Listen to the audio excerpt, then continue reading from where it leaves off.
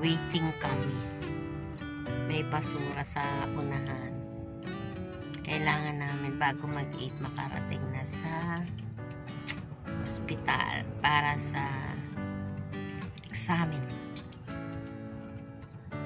ng dugo. Ayan ni Mr.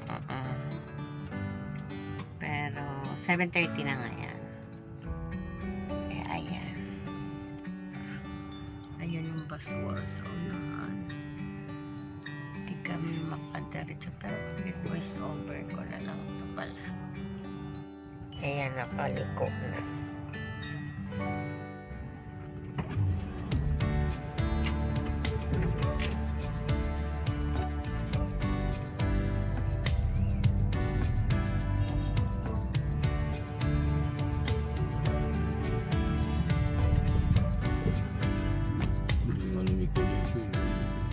Sa kabila.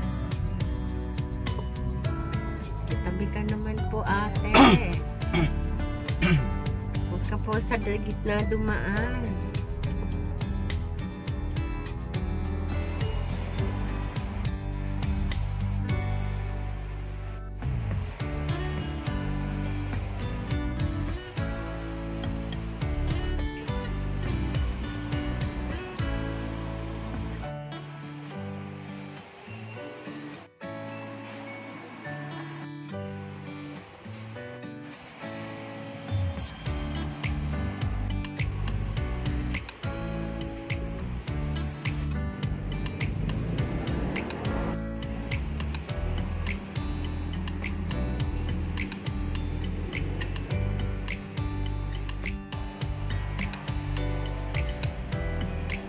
Hindi naman pala. Ay, sorry. Tapos na. Pwede na mag-almusal si Mr.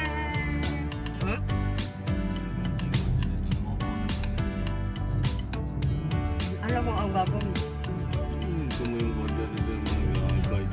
Dating mo palang yung guide dyan sa harap. Ayun naman po. Asan? Wala.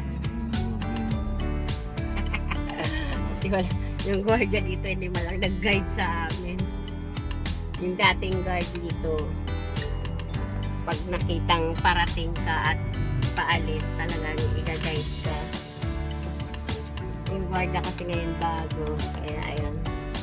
Wala man lang nakaupo lang doon sa may pinto. Siyempre, kanya-kanyang ano yan, kanya-kanyang lahi. Ay, ayun pala. Ano naman pala siya? Ah, okay. Kasi palapas, di ba?